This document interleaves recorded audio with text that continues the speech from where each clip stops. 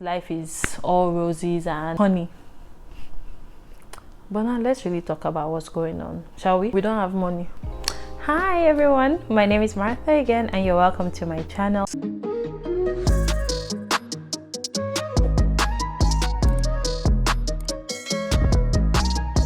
If you're a returning family, you're welcome again. So glad to have you here. Hope you've been good.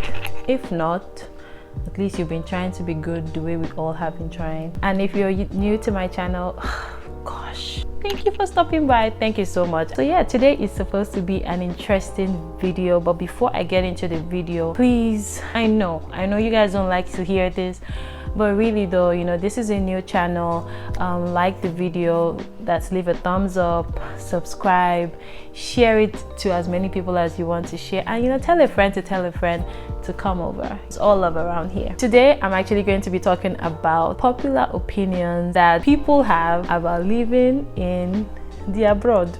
I'm saying the abroad because really America, Canada, isn't that the hot spot now? Most of these places really is the same thing, all the same vibe. This will be in the eye of an immigrant. So I am an immigrant living in America, so I'm going to say things that I've observed, things I've heard, things like that. It's going to be a fun video. Don't take anything to heart. Disclaimer. These are things that I've heard. Some of the things I don't agree with, but look, I'm going to tell you, if you want to watch this video, just a light-hearted video, go ahead and watch this video to the end. Don't leave halfway. Don't leave me hanging. Okay. So yeah, let's start with the video. Now, we have two classes of people. Two people that have a lot of things to say. Let's just talk about Nigeria. If you don't live in Nigeria, but you live somewhere in Africa, somewhere elsewhere, and you have people that live in America, Canada, it still goes to you. You get the drift. But let's talk about Nigeria. So we have a lot of people in Nigeria, and I see this a lot. People will say, those people that are living in America, they are enjoying. In Canada is the place to be. Life is soft, life is sweet.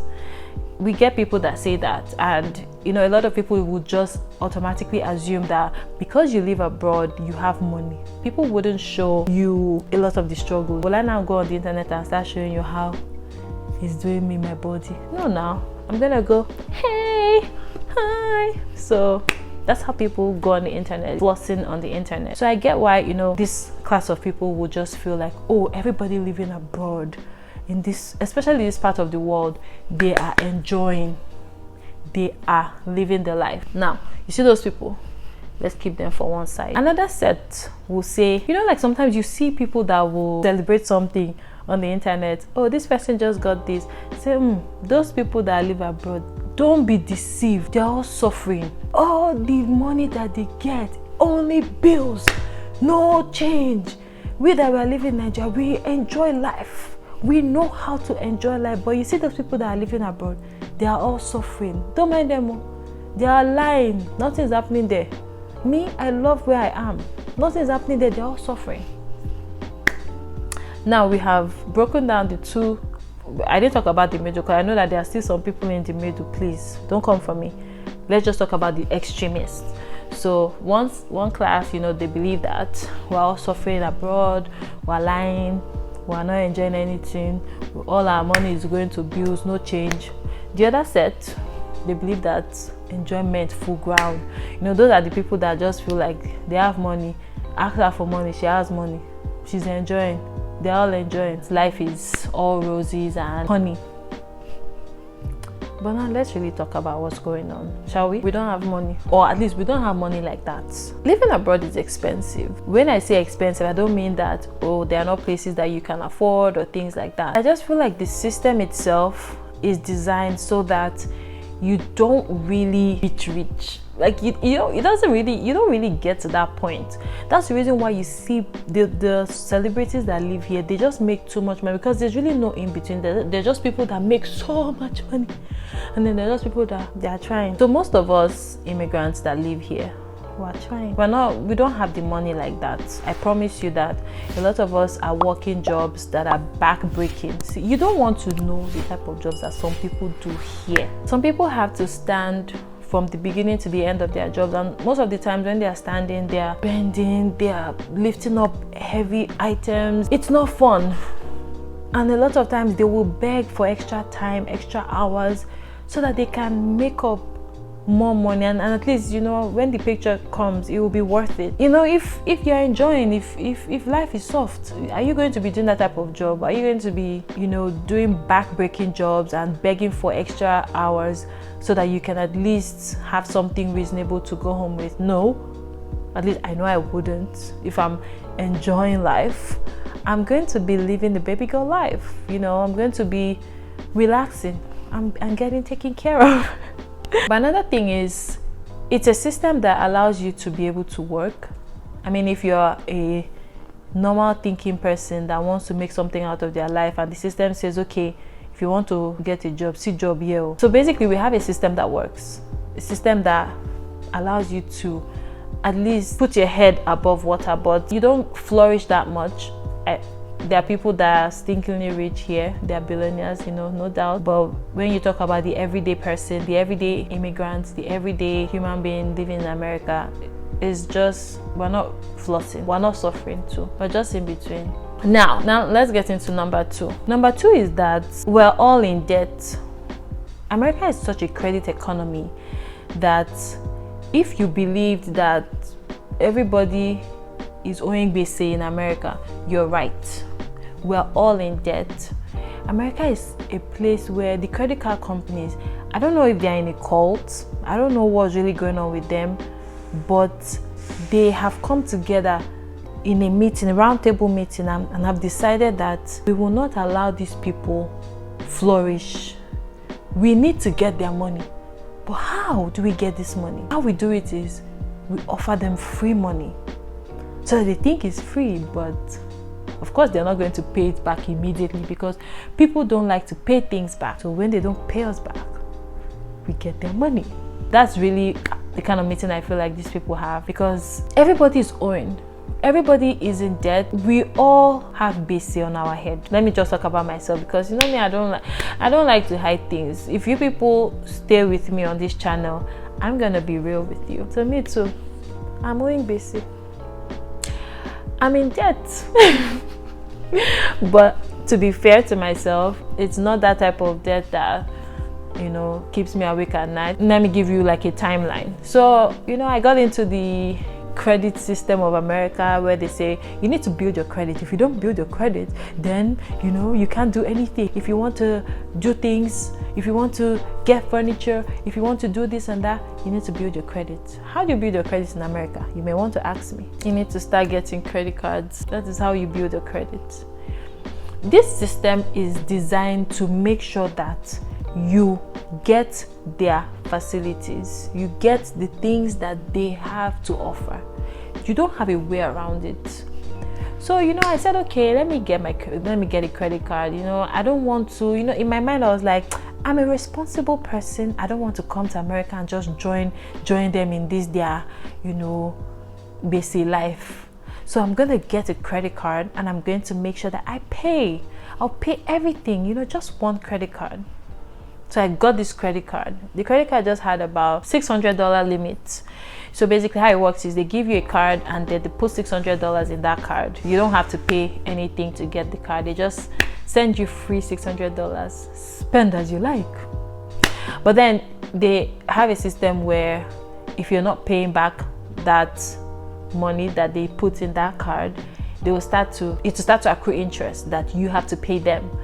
So it gets to a point where, for example, you have $600 and you're not paying back that $600. You spend everything, which I don't know, are people doing that? Are people normal doing that? So you spend all the money. They're looking at you because they know the clock is ticking, and they know it's almost time to get that money back. So what happens is, when you start to remember, like, oh, I had that $600 credit card, I haven't paid it back. Oh, and then you want to start to pay it back. You know what you're doing? You're going to be paying the interest. So for example, you took a $600 credit card and you've paid $200 on it, and in your mind, oh, okay, at least I've reduced the balance. Part of that $200, they're going to take part of it as their interest. So maybe they take $20 as an interest, and then they take another 20, and in your mind you're like, oh, I'm paying on this card. But every time you make a payment, you're paying their bonus and their salary. So that's the system that we have here. So I have gotten to the point now, from that first time where I was like, let me just take a $600 credit card. Right now I have credit cards that I cannot keep up with. So I have credit cards all over the place. Those shows where they show you people that have credit cards and they're just running their credit cards, and it gets to a point where they need somebody to intervene. That's kind of me. But to be fair, I'm paying it off now. I finally got a hold of myself, and I was like, you know what, I think you've paid enough salaries to these credit card companies. I think they've gone on a few trips on your head, so start to pay these things off. So now I've started paying it off, and I think I've gotten to a good point. But yeah, they got me. So basically, credit card companies in America are out to get you. That is a popular opinion that we have here, but a lot of people don't really know how it works. One day we'll talk more about this credit card thing, because those people, we're all in debt. So this next one is just an opinion that I think maybe a biased opinion, because I have personally formed this opinion, and it's going to take a miracle for me to unform this opinion. And that is the fact that there's a lot of people trying to scam in America.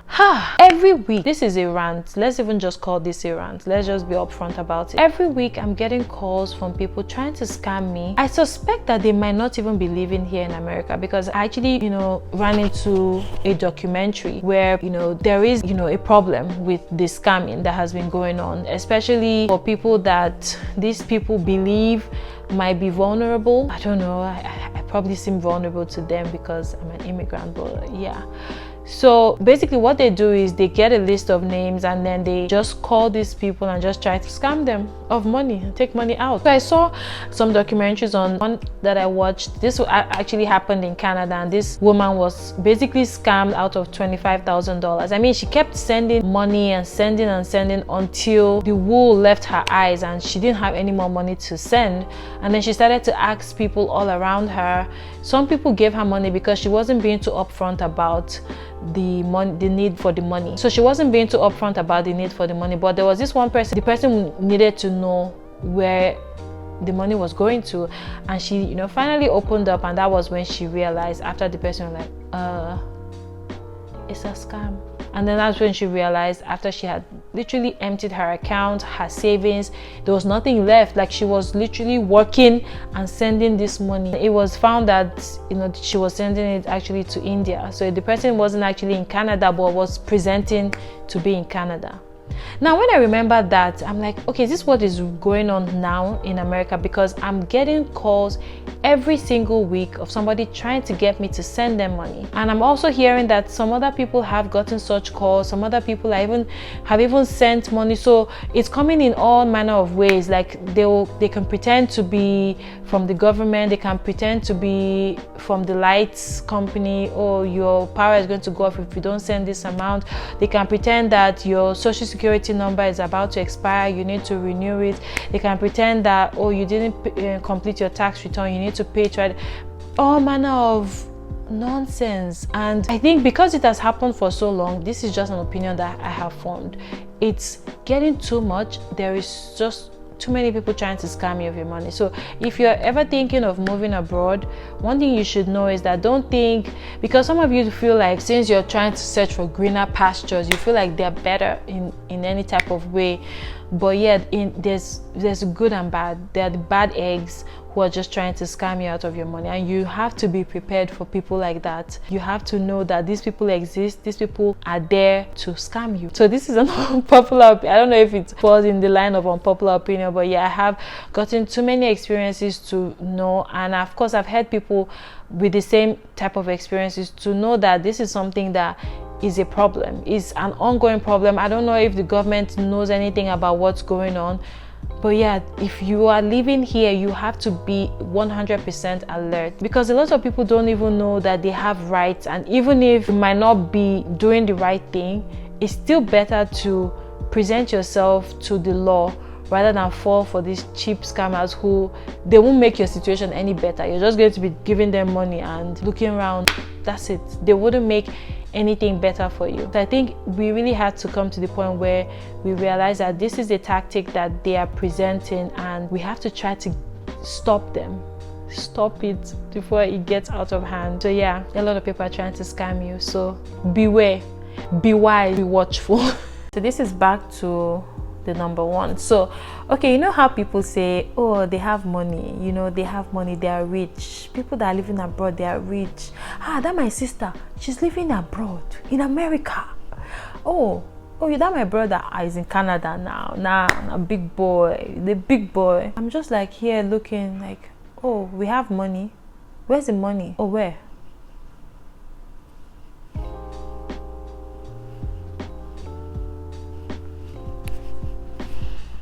Oh, I'm missing it. Where do we keep the money? We don't have money like that. So, you know, when you thought about the fact that, you know, these people living abroad, they don't really have money, you are right. Number 3 is, this is an opinion for people that live here. There's an unspoken African American versus African beef. So maybe immigrant Africans versus African Americans. So yeah, you know, let's talk a bit about this beef, because this beef, I'm going to give you, because you know I like to just bring it home. Let's bring it home. So I remember, you know, when I got here and I had somebody, you know, I was asking around. We were like, oh, okay, where will be a good place to live? You know, just thinking about places that we could rent.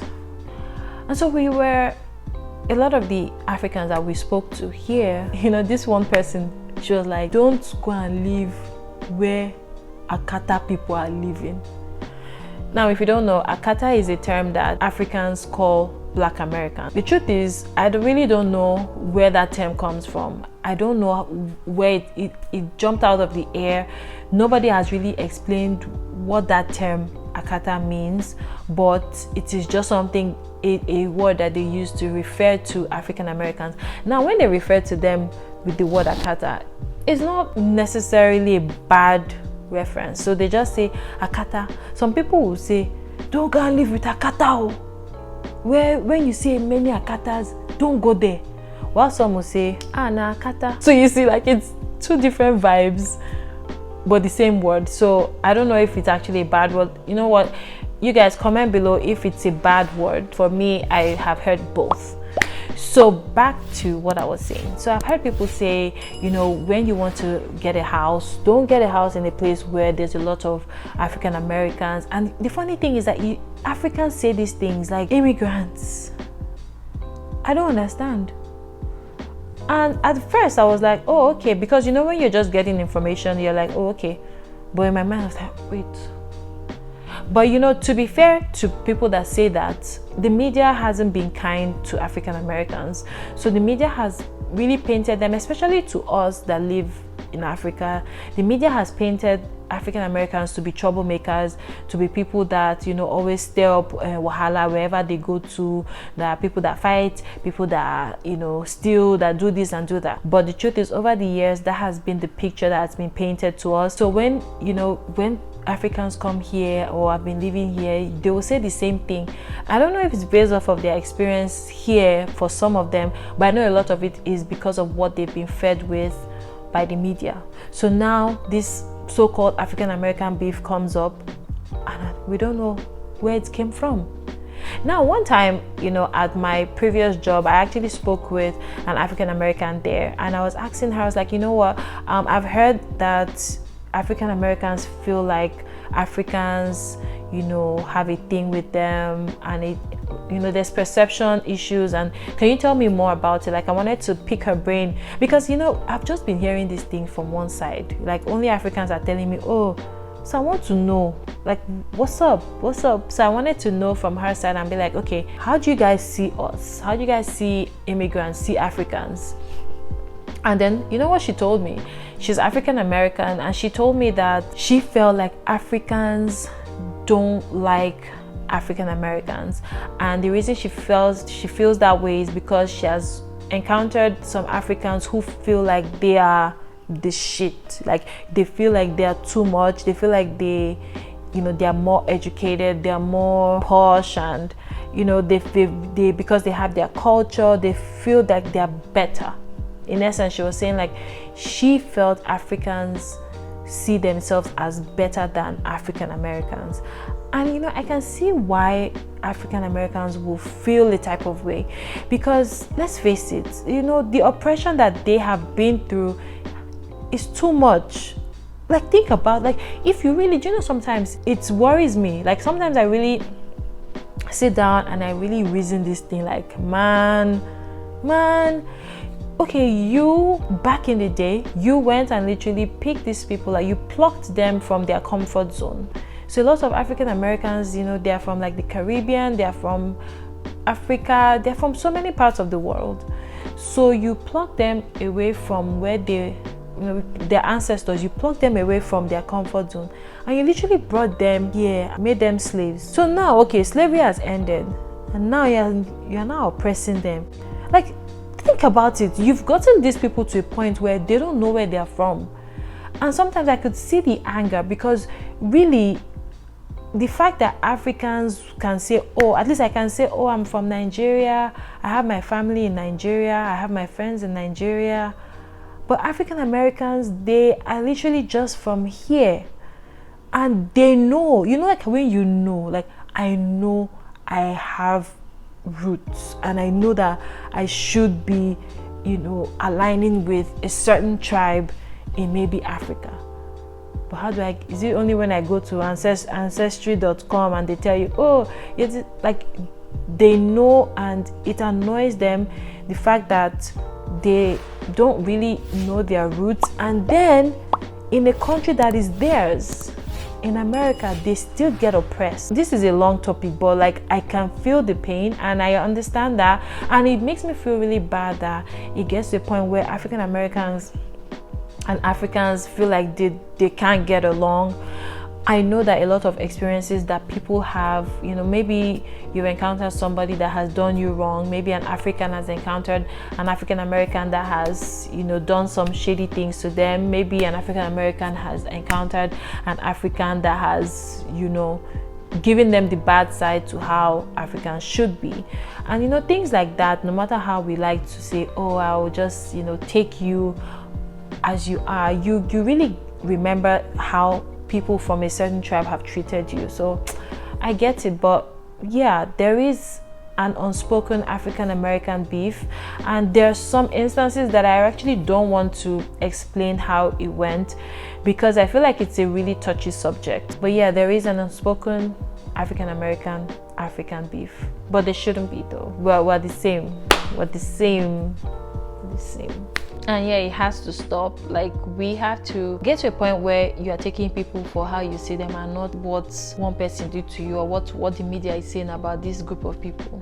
Like, if you're intelligent, and I believe that I'm speaking with intelligent people wouldn't just give somebody a name that they haven't given themselves just because one other person has treated you bad. Let's treat people based on how they present and how they treat themselves and how they treat us. So I'm really done with my unpopular opinions. Look, I haven't even scratched the surface on the amount of unpopular opinions that people have. I haven't scratched the surface. I really just went all over the place because I didn't want to just specifically just go into one. But I will definitely give a follow-up to this video. But too many buts. Thank you so much for watching my video on this opinions. I hope it was as light-hearted as I thought it would be, because at some point I think I was getting a bit heated. I think I was getting too emotional for the concept of the video in the first place. Some things just, they rile you up, but not in a bad way. I'm still chill, trying to live that soft life as people abroad like to feel like I'm living. But yeah, thank you so much for watching this video. I appreciate you so much. I appreciate it really, really much. And don't forget to, of course, you know, do all the shebang, like, subscribe, share, all that good stuff. Leave a thumbs up, and I'm going to see you on my next video. Don't miss me too much. I'm going to be here next week. Bye.